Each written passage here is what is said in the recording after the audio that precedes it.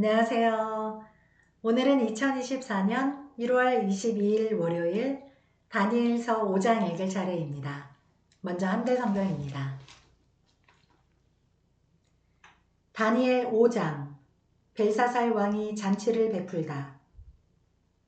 벨사살 왕이 그의 귀족 1000명을 위하여 큰 잔치를 베풀고 그 1000명 앞에서 술을 마시니라. 벨사살이 술을 마실 때에 명하여 그의 부친 느부갓네살이 예루살렘 성전에서 탈취하여 온 금, 은그릇을 가져오라고 명하였으니 이는 왕과 귀족들과 왕후들과 후궁들이 다 그것으로 마시려 함이었더라.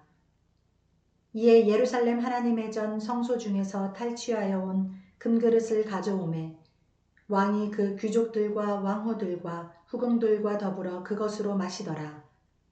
그들이 술을 마시고는 그 금, 은, 구리, 쇠, 나무, 돌로 만든 신들을 찬양하니라.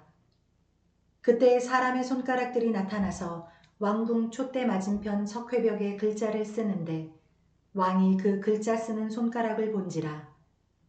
이에 왕의 즐기던 얼굴빛이 변하고 그 생각이 번민하여 넓적다리 마디가 녹는 듯하고 그의 무릎이 서로 부딪힌지라.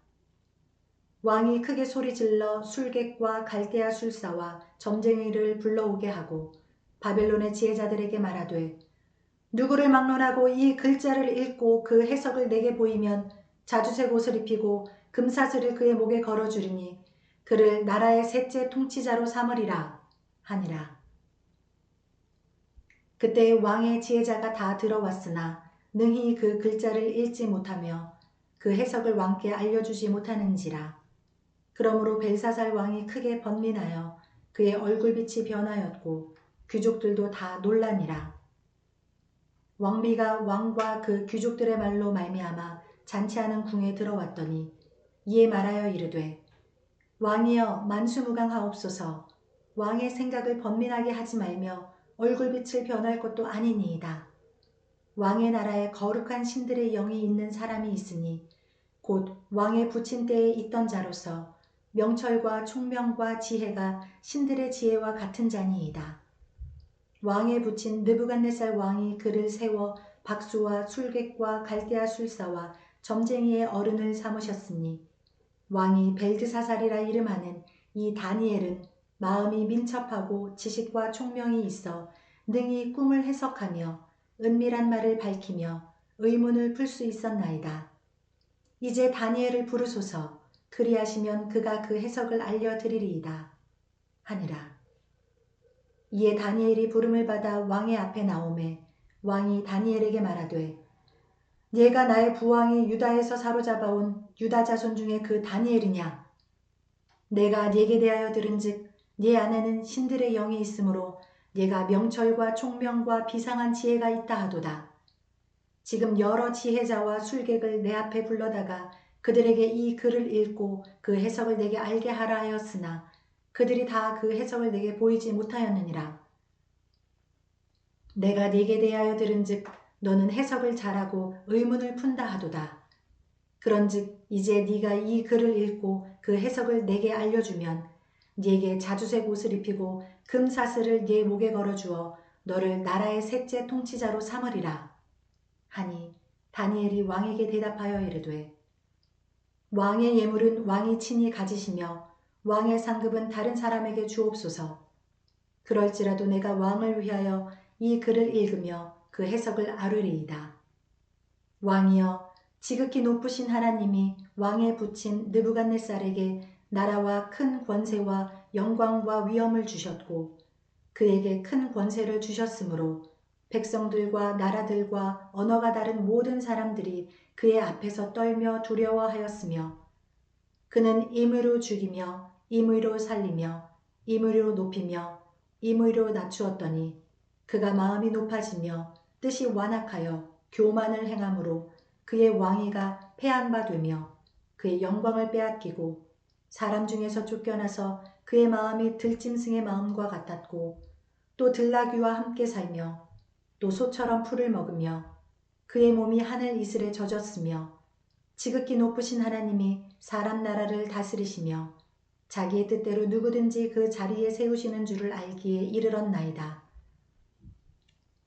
벨사살이여, 왕은 그의 아들이 되어서 이것을 다 알고도 아직도 마음을 낮추지 아니하고 도리어 자신을 하늘의 주제보다 높이며 그의 성전 그릇을 왕 앞으로 가져다가 왕과 귀족들과 왕후들과 후궁들이 다 그것으로 술을 마시고 왕이 또 보지도 듣지도 알지도 못하는 금, 은, 구리, 쇠와 나무, 돌로 만든 신상들을 찬양하고 도리어 왕의 호흡을 주장하시고 왕의 모든 길을 작정하시는 하나님께는 영광을 돌리지 아니한지라.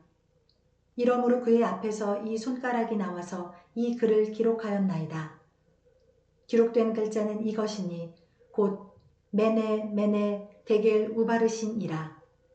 그 글을 해석하건대 메네는 하나님이 이미 왕의 나라의 시대를 세워서 그것을 끝나게 하셨다 하며, 데겔은 왕을 저울에 달아보니 부족함이 보였다 하며, 베레스는 왕의 나라가 나뉘어서 메대와 바사 사람에게 준 바 되었다 함이니이다 하니, 이에 벨사살이 명하여 그들이 다니엘에게 자주색 옷을 입히게 하며 금사슬을 그의 목에 걸어주고 그를 위하여 조서를 내려 나라의 셋째 통치자로 삼으니라. 그날 밤에 갈대아 왕 벨사살이 죽임을 당하였고 메대 사람 다리오가 나라를 얻었는데 그때 다리오는 62세였더라. 아멘. 네, 이어서 영어 성경입니다. Daniel chapter 5 The writing on the wall. King Belshazzar gave a great banquet for 1,000 of his nobles and drank wine with them. While Belshazzar was drinking his wine, he gave orders to bring in the gold and silver goblets that Nebuchadnezzar his father had taken from the temple in Jerusalem, so that the king and his nobles, his wives, and his concubines might drink from them. So they brought in the gold goblets that had been taken from the temple of God in Jerusalem. And the king and his nobles, his wives, and his concubines drank from them. As they drank the wine, they praised the gods of gold and silver, of bronze, iron, wood, and stone. Suddenly, the fingers of a human hand appeared and wrote on the plaster of the wall, near the lampstand in the royal palace. The king watched the hand as it wrote. His face turned pale, and he was so frightened that his knees knocked together, and his legs gave way. The king called out for the enchanters, astrologers, and diviners to be brought and said to these wise men of Babylon, "Whoever reads this writing and tells me what it means will be clothed in purple and have a gold chain placed around his neck, and he will be made the third highest ruler in the kingdom." Then all the king's wise men came in, but they could not read the writing or tell the king what it meant. So King Belshazzar became even more terrified, and his face grew more pale. His nobles were baffled. The queen, hearing the voices of the king and his nobles, came into the banquet hall. "O king, live forever," she said. "Don't be alarmed. Don't look so pale. There is a man in your kingdom who has the spirit of the holy gods in him. In the time of your father, he was found to have insight and intelligence and wisdom like that of the gods. King Nebuchadnezzar, your father the king, I say, appointed him chief of the magicians, enchanters, astrologers, and diviners. This man Daniel, whom the king called Belteshazzar, was found to have a keen mind and knowledge and understanding, and also the ability to interpret dreams, explain riddles, and solve difficult problems. Call for Daniel, and he will tell you what the writing means." So Daniel was brought before the king, and the king said to him, "Are you Daniel, one of the exiles my father the king brought from Judah? I have heard that the spirit of the gods is in you, and that you have insight, intelligence, and outstanding wisdom. The wise men and enchanters were brought before me to read this writing and tell me what it means, but they could not explain it. Now I have heard that you are able to give interpretations and to solve difficult problems. If you can read this writing and tell me what it means, you will be clothed in purple and have a gold chain placed around your neck, and you will be made the third highest ruler in the kingdom." Then Daniel answered the king, "You may keep your gifts for yourself and give your rewards to someone else.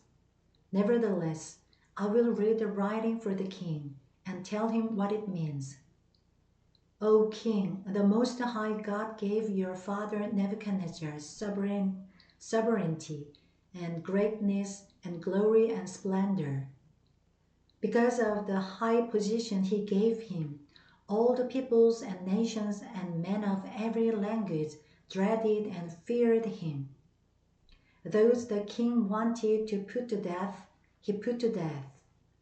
Those he wanted to spare, he spared. Those he wanted to promote, he promoted. And those he wanted to humble, he humbled. But when his heart became arrogant and hardened with pride, he was disposed from his royal throne and stripped of his glory. He was driven away from people and given the mind of an animal. He lived with wild donkeys and ate grass like cattle, and his body was drenched with the dew of heaven, until he acknowledged that the Most High God is sovereign over the kingdoms of men and sets over them anyone he wishes. But you, his sons, O Belshazzar, have not humbled yourself, though you knew all this. Instead, you have set yourself up against the Lord of heaven. You had the goblets from his temple brought to you, and you and your nobles, your wives, and your concubines drank wine from them. You praised the gods of silver and gold, of bronze, iron, wood, and stone, which cannot see or hear or understand. But you did not honor the God who holds in his hand your life and all your ways. Therefore, he sent the hand that wrote the inscription. This is the inscription that was written: Mene, Mene, Tekel, Parsin. This is what these words mean. Mene, God has numbered the days of your reign and brought it to an end. Tekel, you have been weighed on the scales and found wanting. Peres, your kingdom is divided and given to the Medes and Persians. Then, at Belshazzar's command, Daniel was clothed in purple, a gold chain was placed around his neck, and he was proclaimed the third highest ruler in the kingdom.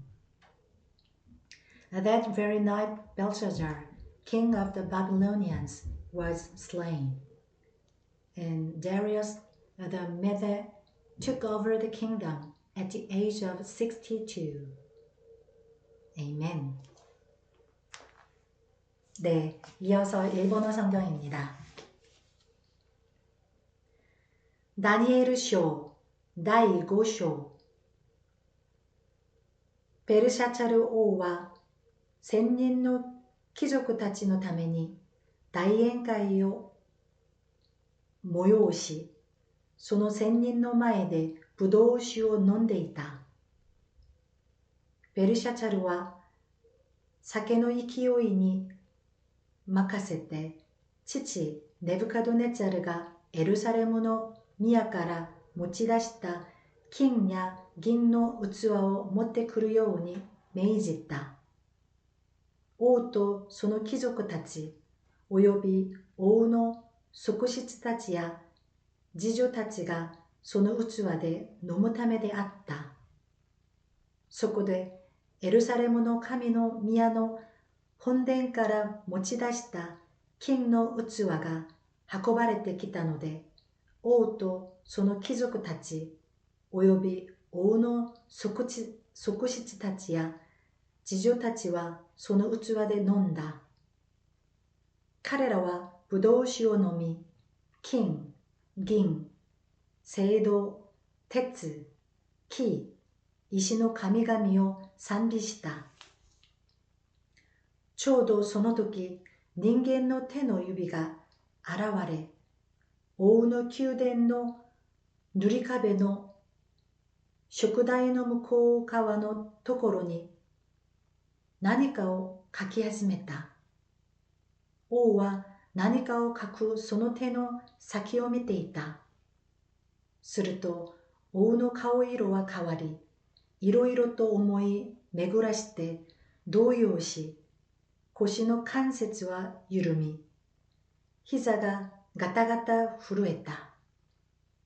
王は大声で叫び、十文士、カルデア人、先生術師たちを連れてきさせた。王はバビロンの知者たちに言った。誰でもこの文字を読んでその意味を私に示す者には、紫の衣を着せて首に金の鎖をかけ、この国の第三の権力を持たせる。その時、王の知者たちが皆入ってきたが、彼らはその文字を読むことも、王にその意味を告げることもできなかった。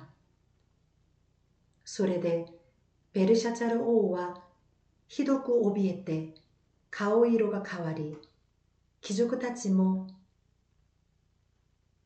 途方に暮れた。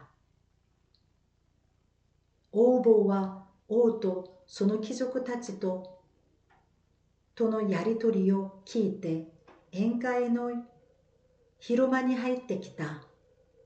王母は言った。王よ、永遠に生きられますように、いろいろと思い巡らし動揺してはいけません。顔色を変えてはなりません。あなたの王国には聖なる神の霊の宿る人がいます。あなたの父上の時代、彼のうちに才気と聡明さと神々の知恵のような知恵があることが分かりました。あなたの父上であるネブカドネツァル王は、彼を従法師、呪文師、カルデア人、先生術師たちの長として立てられました。王がペルテシャチャルと名付けたダニエルのうちに夢を解き明かし、謎を解き、難問を解く優れた霊と知識と聡明さがあることが分かっていますので、今ダニエルを召してその解き明かしをさせましょう。そこでダニエルが王の前に連れて来られた。王はダニエルに対して言った。私の父である王がユダから連れてきたユダからの捕虜の一人ダニエルとはお前のことか。お前のうちには神々の霊が宿り、またお前のうちに才気と聡明さと優れた知恵があることが分かったと聞いている。ところで私は知者、十文士たちを私の前に召し、この文字を読ませて、その意味を私に告げさせようとしたが、彼らはその言葉の意味を示すことができないでいる。しかし、お前は解釈することができ、難問を解くことができると聞いた。今、もしお前がその文字を読み、その意味を私に告げることができたらなら、お前に紫の衣を着せて、首に金の鎖をかけ、この国の第三の権力を持たせよう。その時ダニエルは王の前で答えた。贈り物はご自分で取っておき、報酬は他の人にお与えください。しかし私はその文字を王のために読み、その意味を告げましょう。王よ、意図高き神は、まさしくあなたの父上ネブカドネツァルに国と偉大さと栄光と意向をお与えになりました。神が父上にお与えになった偉大さによって、諸民族、諸国民、諸言語の者たちはことごとく父上の前に震えおののきました。彼は思いのままに人を殺し、思いのままに人を生かし、思いのままに人を高め、思いのままに人を低くしました。こうして彼は心が高ぶり、霊が堅くなになり、傲慢に振る舞ったので、その王座から引きずり下ろされ、栄光を取り上げられました。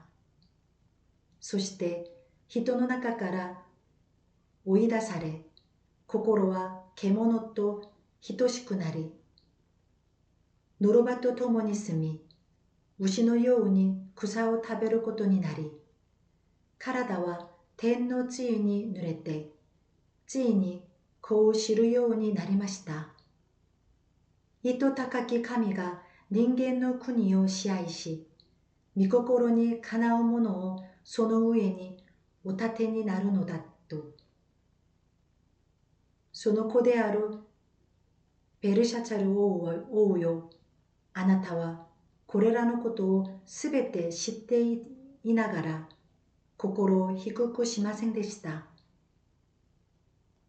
それどころが、天の主に向かって高ぶり、その宮の器を自分の前に持ってこさせ、あなたと貴族たちとあなたの側室や侍女たちはそれを使ってブドウ酒を飲みました。あなたは見ることも聞くことも知ることもできない銀、金、青銅、鉄、木、石の神々を賛美しました。しかし、あなたの息をその手に握り、あなたのすべての道をご自分のものとされる神を、あなたは褒めたたえませんでした。そのため、神の前から手の先が送られて、この文字が書かれたのです。その書かれた文字はこうです。メネ、メネ、テケル、パルシン。その言葉の意味はこうです。メネとは、神があなたの人生を数えて終わらせたということです。テケルとは、あなたが計りで測られて、目方の足りないことが分かったということです。パルシンとは、あなたの国が分割され、メディアとペルシアに与えられるということです。そこでベルシャツァルは命じてダニエルに紫の衣を着せ、金の鎖を首にかけさせ、彼がその国の第三の権力者であると布告させた。その夜、カルデア人の王、ベルシャチャルは殺された。そしてメディア人ダレイオスがおよそ62歳でその国を受け継いだ。아멘. 네, 감사합니다. 새롭게 시작하는 한 주도 평안하시고 건강하시길 바랍니다. 감사합니다.